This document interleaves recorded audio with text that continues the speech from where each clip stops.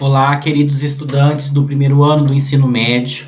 Estamos aí iniciando mais um bimestre e nesse bimestre a gente vai estar trabalhando bastante a respeito da célula. Vocês viram no primeiro bimestre a diferença de uma célula eucarionte e de uma célula procarionte, só relembrando aí. A célula procarionte é aquela célula simples, ela praticamente não possui organelas, a organela dela vai ser o ribossomo, que a gente vai estar estudando a função neste bimestre, e ela também não possui núcleo. A gente encontra esse tipo de célula na organização de bactérias.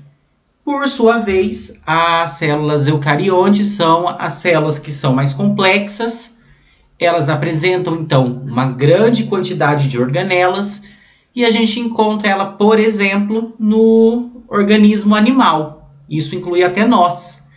E nós vamos começar então a estudar essas células através, então, dividindo em 3 partes. Nós vamos estudar a primeira membrana plasmática, que eu vou dividir em 2 aulas. Depois a gente vai estudar a parte do citoplasma e das organelas celulares. E por fim a gente estuda a parte de organização do núcleo.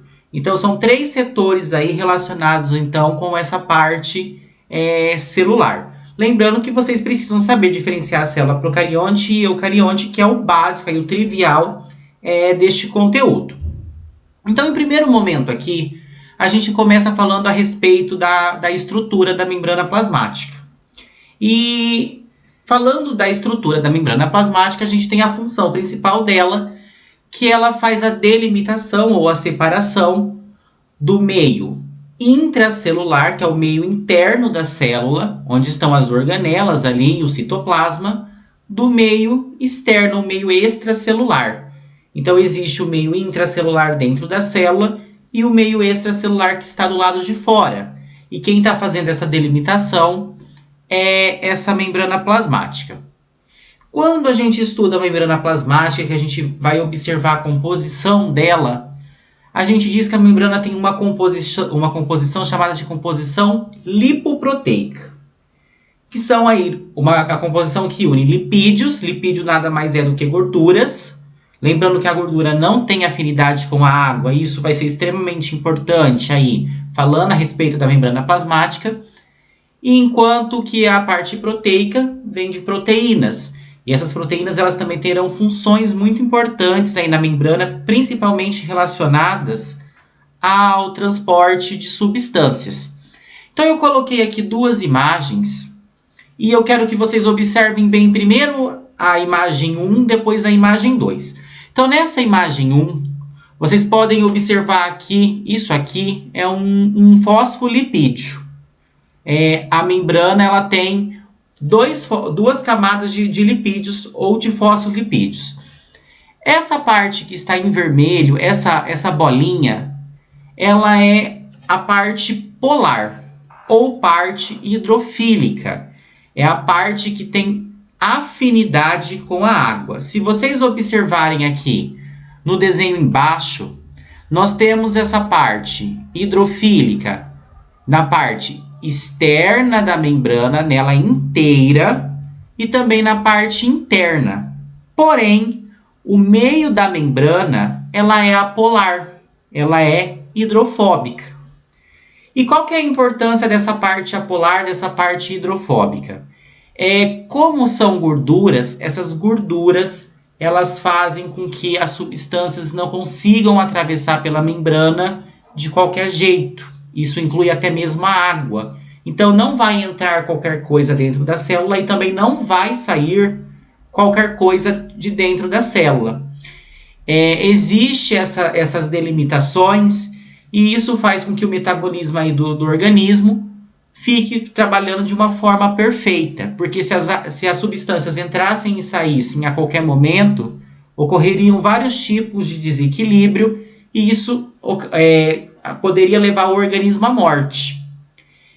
Além desses lipídios, desses fosfolipídios, olhando agora na imagem que está do outro lado, aqui em roxinho, nós temos essas bolinhas aqui grandes e bolinhas pequenas, que são as proteínas.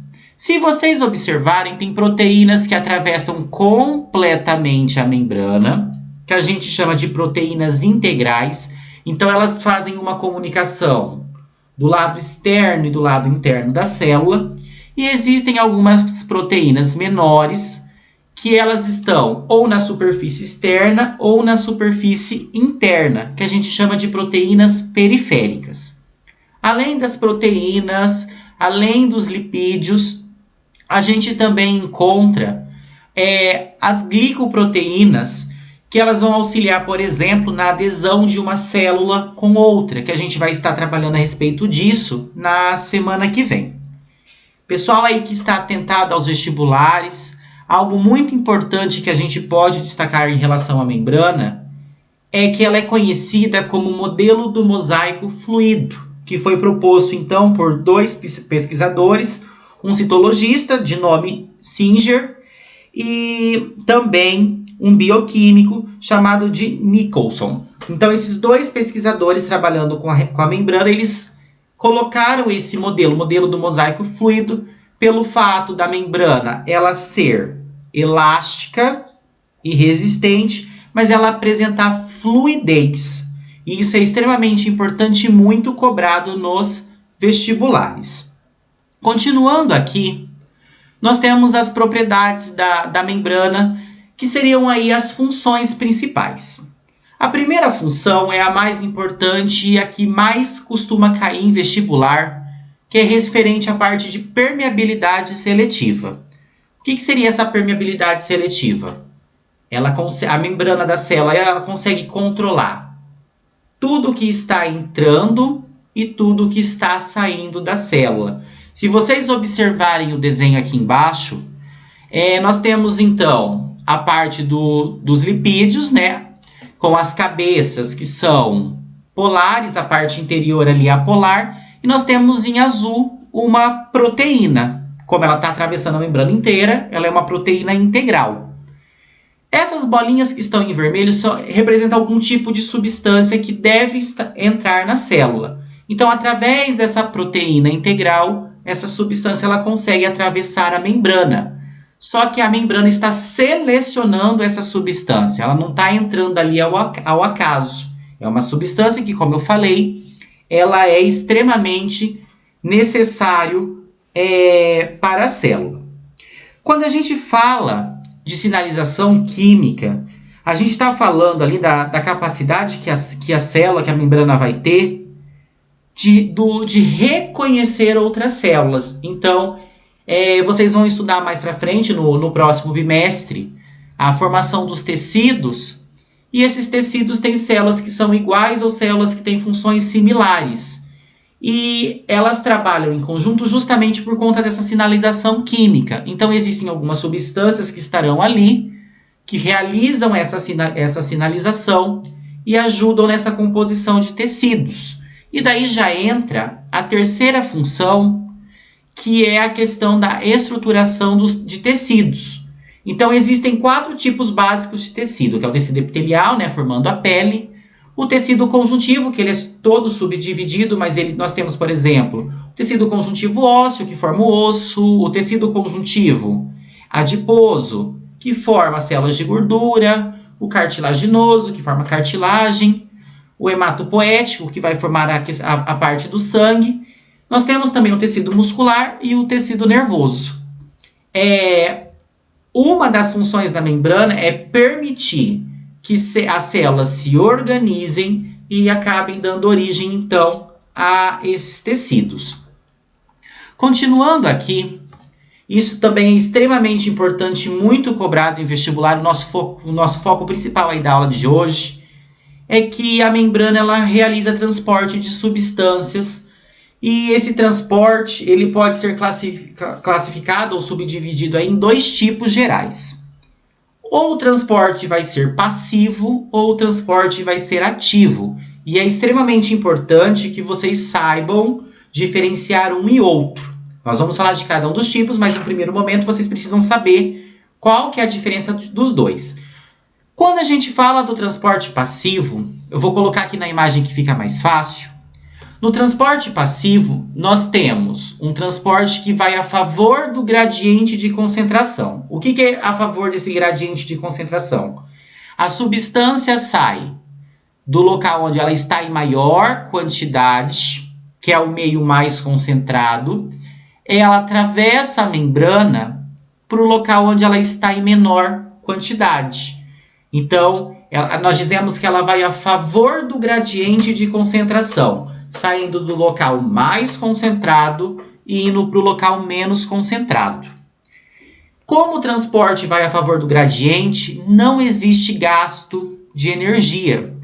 A energia utilizada aí pelos seres vivos, é importante vocês saberem, é o ATP. Aparece a sigla aí mesmo dessa forma, ATP, adenosina trifosfato. O transporte ativo, por sua vez, é o contrário do transporte passivo.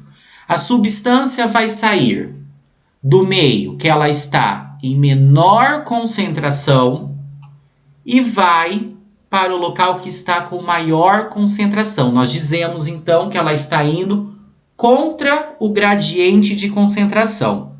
E toda vez que isso acontece, que vai contra o gradiente de concentração, isso requer uma quantidade de energia.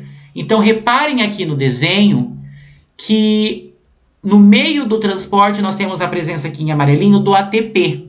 Esse ATP está fornecendo energia para que a proteína consiga, então, realizar esse transporte contra o gradiente de concentração. Falando agora, nós vamos fazer a subdivisão. Primeiro nós vamos estudar os transportes passivos e depois nós vamos estudar o principal transporte ativo, que é a bomba de sódio e potássio. O primeiro transporte passivo que nós temos é o que nós chamamos de difusão simples. Tome muito cuidado porque existem dois tipos de difusão, a difusão simples e a difusão facilitada. Apesar dos nomes serem bem parecidos, elas funcionam de maneiras um pouquinho diferentes. Então, quando a gente fala da difusão simples, a gente está falando do envolvimento de água e de moléculas que são bem pequenas. Então, nós temos moléculas ali, por exemplo, de gás oxigênio e de gás carbônico, por exemplo. O que está acontecendo, então? Então, nós, olhando aqui o desenho, nós temos a membrana plasmática, nós estamos vendo, então, aqui a parte dos lipídios, né? As bolinhas, a parte polar, e as perninhas aqui que estão na parte do meio é a parte apolar. E vocês conseguem reparar que a substância que está aqui em azul, ela está saindo desse meio com alta concentração e atravessando diretamente a membrana plasmática, indo em direção ao meio, então, com baixa concentração. Reparem que a substância ela consegue atravessar, nesse caso da difusão simples, ela consegue atravessar a membrana sem nenhum problema. Ela simplesmente passa ali pelo fato de ser extremamente pequena e também pelo fato de estar indo do meio mais concentrado para o meio menos concentrado. Outro tipo de transporte passivo é o que nós chamamos de osmose. Falou de osmose, já lembrem aí que a gente está falando de moléculas de água. Então, essas moléculas de água elas vão atravessar a membrana numa tentativa de igualar as concentrações. Geralmente essas concentrações elas não ficam igualadas, falando em condições naturais, mas o corpo faz nessa tentativa de fazer o igualamento da concentração dos dois meios, do meio extracelular e do meio intracelular. Então nós temos aqui o desenho. Nesse desenho nós temos a membrana, que é semipermeável. Na parte A aqui, vocês estão vendo o H2O, que nós temos um meio simplesmente com moléculas de água. E do outro lado, ali na parte B, nós temos algumas moléculas de soluto que estão representadas na cor laranja ou na cor aí meio avermelhado. O que acontece? Nós temos uma quantidade muito grande de soluto para uma quantidade pequena ou baixa de água. Na osmose, as moléculas de água elas vão sair do meio A, onde elas estão uma quantidade grande, e elas vão para o meio B para tentar fazer a dissolução desse soluto. Vale lembrar que, falando em condições naturais do corpo, isso não costuma acontecer. Aumenta a concentração, mas essa concentração nunca fica igualada entre os dois meios, tá? Porque isso geraria consequências muito graves para o corpo, poderia inclusive levar o organismo à morte. Mas a tentativa é sempre essa. terror é aí da parte de osmose, que os alunos fazem muita confusão e também costuma ser cobrado muito em vestibular. Quando a gente fala em osmose, eu coloquei aqui na célula vegetal, que fica mais fácil de vocês visualizarem, porém isso também acontece com a célula animal, tá? Praticamente da mesma forma. Existem 3 tipos de meio. O meio ele pode ser isotônico, ele pode ser hipotônico ou ele pode ser hipertônico. Quando a gente fala do meio isotônico, que é o primeiro meio, nós estamos dizendo então que as concentrações estão de entrada e saída de água, elas estão iguais. Então nós temos aqui o desenho da célula vegetal. Isso em azul é uma organela que a gente vai estudar ainda, chamada de vacúolo. Então ela armazena água. Reparem que o vacúolo ele é grande, naturalmente na célula vegetal ele já é grande mesmo, mas ele não está estufado. Então está entrando água aqui na célula e a água também está saindo. Então ela atravessa a membrana, entrando e saindo, deixando as concentrações mais ou menos igualadas. Nós dizemos que esse meio é o meio isotônico. No meio hipotônico, a concentração de água dentro da célula é extremamente grande. Então, entra muita água, essa água está sendo guardada ou armazenada no vacúolo. Reparem que o vacúolo está ocupando quase toda a célula, porém o que está saindo de água é uma concentração extremamente pequena. Não é a mesma concentração que entrou. Então, existe um acúmulo de água ali dentro da célula. Então, a gente diz que a célula está com o aumento do vacúolo, que ela está inchada. No meio hipertônico, a concentração do lado de fora é maior. Então, a célula perde água e ela murcha. Reparem que o vacúolo aqui está extremamente pequeno. A membrana plasmática da célula está toda concentrada no interior. Essas partes brancas são vãos e essa parte verde que está revestindo a célula é a parede celular. Eu vou pegar um exemplo bem prático disso. Vocês sabem que eu gosto bastante de usar exemplos que vai facilitar o entendimento de vocês. Então, vamos supor a situação que vocês pegaram lá de manhã, lavaram alface, para consumir lá no horário do almoço, e depois que vocês terminaram de lavar esse alface, vocês não sabiam dessa matéria de biologia, e vocês já temperaram a alface com sal. O que vai acontecer? Como vai ter algumas horas ali entre o intervalo de tempo da manhã e do horário de almoço, o sal tem uma alta concentração e ele está fora da célula, ele está no meio ali que você usou para temperar. O que a célula do alface vai fazer? Vai começar a liberar a água que está dentro da célula para tentar dissolver esse sal e igualar as concentrações. Isso vai acontecer? Não. Porém, como a alface vai perder muita água, na hora do almoço, quando vocês forem consumir, esse alface ele vai estar murcho, porque ele perdeu água. Justamente por isso, a gente costuma temperar ali na hora do consumo e depois, se sobrar alguma coisa, a gente descarta, porque não fica bom, por exemplo, para consumir do almoço para janta, justamente por essa questão das folhas murcharem devido a essa perda de água. Continuando aqui, nós temos a difusão facilitada. Lembrando que na difusão simples, a substância simplesmente atravessava a membrana sem nenhum problema. No caso da difusão facilitada, que também é um tipo de transporte passivo, a substância que vai entrar ou sair da célula, ela precisa do auxílio de uma proteína chamada de proteína carregadora ou proteína carreadora. O que acontece?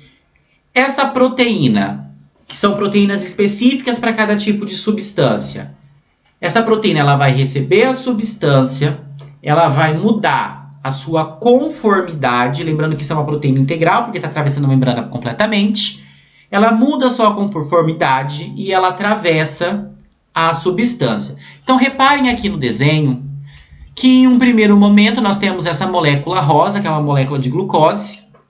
Ela está chegando na célula. A Proteína carregadora, ela mudou a conformidade dela e se abriu para receber essa molécula de glucose, então a molécula ficou encaixadinha ali. E depois, novamente, ela mudou a conformidade e lançou a molécula para o interior da célula. Justamente por isso a gente chama de difusão facilitada. Existe um facilitador para transportar a determinada substância.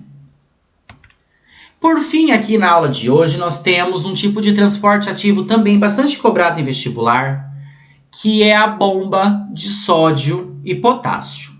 Então, se atentem aí às aulas de química, nós temos aqui as siglas das substâncias. Então, nós temos o Na representando o íon de sódio e o K representando o íon de potássio. O que acontece nesse caso? Como eu falei para vocês, como é um transporte ativo, ele vai contra o gradiente de concentração, do lugar que tem menos para o local que tem mais. Então, o sódio está saindo de dentro da célula. Lembrando que nós temos aqui o encaixe da molécula de ATP, né? Porque o transporte é contra o gradiente. Então, estão saindo 3 íons de sódio. Existe a proteína que faz essa recepção e ela tem um encaixe perfeito para esses 3 íons. O ATP também é encaixado ali em determinado momento. E ela lança para fora da célula os 3 íons de sódio. O lado de fora possui maior concentração de sódio e o lado de dentro menor concentração de sódio. Em uma outra parte da proteína, nós temos aqui a entrada do íon de potássio. Porém, são 2 íons de potássio apenas, tá? Isso é muito cuidado para não confundir, porque costuma também cair bastante em vestibular. Então, os 2 íons de potássio também vão se aderir à membrana. Nós vamos ter a adesão do ATP e ele vai ser lançado para dentro da célula. Então, ele está menos concentrado do lado de fora e mais concentrado do lado de dentro. Então, só relembrando, saem 3 íons de sódio e entram 2 íons de potássio contra os gradientes de concentração, havendo, então, um gasto energético. Resumindo tudo aí em relação a esses transportes que a gente estudou, então nós temos no transporte passivo a difusão simples, onde a molécula atravessou diretamente a membrana. Nós temos a difusão facilitada, onde uma proteína facilitadora ou carregadora facilitou a entrada ou a saída da substância. E nós temos o transporte ativo através da bomba de sódio e potássio, onde saíram 3 íons de sódio e entraram 2 íons de potássio contra o gradiente de concentração. Em relação à parte de fagocitose e pinocitose, eu estarei comentando na aula da semana que vem.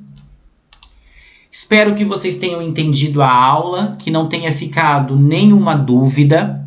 Caso ainda hajam dúvidas, eu estou à disposição de vocês para saná-las. Bons estudos a todos. Até mais!